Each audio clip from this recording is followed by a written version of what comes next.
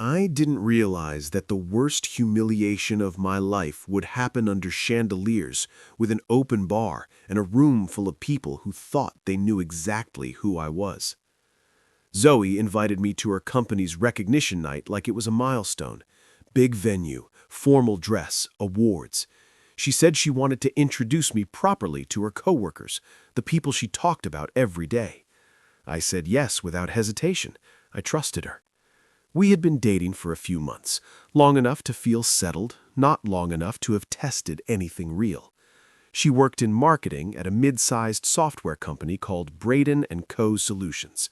She loved her job, loved her team, spoke about the office like it was a second family. I never corrected her assumptions about my work.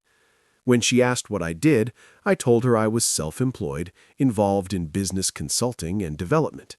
That was technically true. I just left out the part where I quietly buy struggling companies, restructure leadership, and rebuild cultures that rot from the inside out. Active deals come with confidentiality agreements, and I don't talk about them while they're in motion. She assumed I was some freelance tech guy. I let her. The night started smoothly. Handshakes, smiles, polite conversations, the usual corporate small talk. Then we reached her table. That's where I met Brent. Sales lead, loud voice, confident to the point of arrogance. He grabbed my hand and didn't let go fast enough. Asked what I did for a living. I gave my standard answer. Business development consulting. Independent. The word independent changed everything. He leaned back, smirked, and repeated it like a punchline. Independent, so freelancing. I said, sure, if you want to call it that. He glanced at Zoe and laughed. Freelancing. That's what we're calling unemployment now. The table laughed with him. Zoe smiled. She didn't correct him. I felt something shift. Not anger yet, something colder, something observational. I took a sip of my drink and stayed quiet. Brent kept going. Asked if I built websites, if I ran online stores. Someone else chimed in about how rough the economy was for guys like me. Zoe touched my arm and told me not to get defensive, said Brent was just joking. Then she turned to the table and said I was humble about my work, too humble sometimes. That comment landed harder than anything Brent said. From that moment on, the tone was set. Every question about my job came with a look. Every pause carried implication. Like the table had silently agreed on who I was, the guy without direction, the project Zoe would eventually outgrow. Comments stacked up about flexibility, about not having a real schedule, about how Zoe liked a man she could manage. She laughed along, told me to loosen up when I stayed quiet. I stayed quiet. The worst moment came during dessert. Brent stood up with his drink, voice loud enough to carry. Said the company was getting a new CEO the next morning after an acquisition closed. Told me I should send in my resume. Maybe they'd have an entry-level role for me. Said it could be my big break into corporate life. The table erupted. Zoe laughed behind her wine glass. I smiled and nodded, said I'd think about it. What no one at that table knew was that my phone had just vibrated in my pocket, a message from my attorney. Confirmation of the acquisition announcement in the morning. Final details, arrival time, board expectations. I excused myself and went to the bathroom, locked myself into a stall, and let reality settle. I had been working on the purchase of Braden & Co. Solutions for months. Due diligence, negotiations, restructuring plans. The deal would finalize at midnight. By morning, I would own the company they were laughing about. I went back to the table and stayed. Let Brent keep joking. Let the table pile on.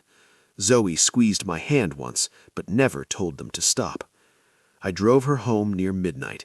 She was tipsy, cheerful, thanked me for being a good sport, said it was just office banter, that Brent meant well.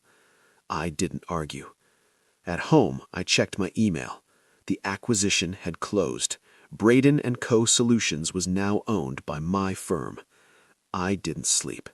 By morning, I would be standing in their conference room. Zoe would be there, Brent would be there, and none of them had any idea who I really was. I wasn't planning revenge. I don't run businesses that way. But as the sun came up, one thought stayed with me. When someone laughs while you're being humiliated, that's not a joke. That's a choice. And choices always come due. Monday morning came faster than it should have. The city was still waking up as I parked outside Braden & Co.'s building, the same place where I'd been a punchline less than 48 hours earlier. I didn't feel nervous. I felt focused. There's a difference. I met with the board first. Short meeting. Clear expectations. They wanted stability, direction, and culture change. I wanted the same things. By the time we walked toward the conference room, the building was buzzing. No one knew what was coming yet. When I stepped inside, the room went silent. Some faces were confused, others curious, and a few, very few, recognized me immediately. Brent froze mid-sip of his coffee, his hand hovering like the moment had glitched. Zoe went pale. Her smile vanished so quickly it was almost unsettling. The interim CEO made the announcement. Acquisition completed. New ownership. Then he introduced me. I didn't acknowledge the shock. I didn't look at Zoe. I didn't look at Brent. I gave the same speech I always give. Vision, accountability, growth. Culture built on respect, not intimidation. I said people would be judged by their work and their character, not by titles or assumptions. Every word landed heavier because of Friday night. When I opened the floor for questions, Brent raised his hand immediately, asked when the deal had started. I told him the truth, months ago. I watched the realization spread across his face as he did the math, watched him understand that he'd mocked the man who now signed his paychecks. There were no more questions. After the meeting, Zoe caught me in the hallway, asked what the hell was going on, asked why I hadn't told her. I asked her when I should have, when she laughed along, when she told me to take the joke, when she let her coworkers tear me down without saying a word. She didn't answer. I walked away. The days that followed were brutal in the best way. Meetings, audits, hard conversations. The financials were worse than expected. Sales reports didn't align. Numbers were inflated. Patterns emerged quickly, and they all pointed back to Brent. Zoe texted me, asked if we were okay. I told her I needed time. That wasn't avoidance, it was honesty. HR brought me a file I hadn't asked for but needed to see. Zoe had applied to my company long before we met. She'd nearly been hired. Reference checks stopped it. Concerns about accountability, conflict avoidance, aligning with power rather than principle. It felt like reading a warning label after the damage was done. I met with her later that week, kept it professional, asked about her work, her team, then I asked about Friday night again. She said it was just how things worked there, that pushing back only made life harder. That answer told me everything. I put her on a performance improvement plan, clear expectations, real support, a fair chance, not revenge, due process. That same evening, I fired Brent. Not for his jokes, for falsified reports, inflated contracts, documented misconduct going back months. Security escorted him out before sunset. By the next morning, junior staff were quietly thanking me. Stories surfaced: fear, bullying, credit theft, silence enforced through intimidation. Culture doesn't rot overnight. It rots when people look away. Zoe didn't take the plan well. Missed deadlines, avoided confrontation, tried to work around expectations instead of meeting them. Her manager documented everything. She told people I was on a power trip. I didn't respond. Then something unexpected happened. A junior manager brought me an envelope. Inside was a photograph from the gala. Brent mid-laugh, pointing, Zoe smiling beside him, me sitting still, absorbing it all. The entire dynamic frozen in a single image. The photo had been taken by catering staff, someone who'd seen this behavior before, someone who knew it mattered. I didn't need it legally. Brent's case was already dead, but emotionally, it confirmed something important. I had chosen restraint when retaliation would have been easy. Zoe didn't complete the plan. HR handled her exit professionally. No drama, no speeches. She told people I fired her out of spite.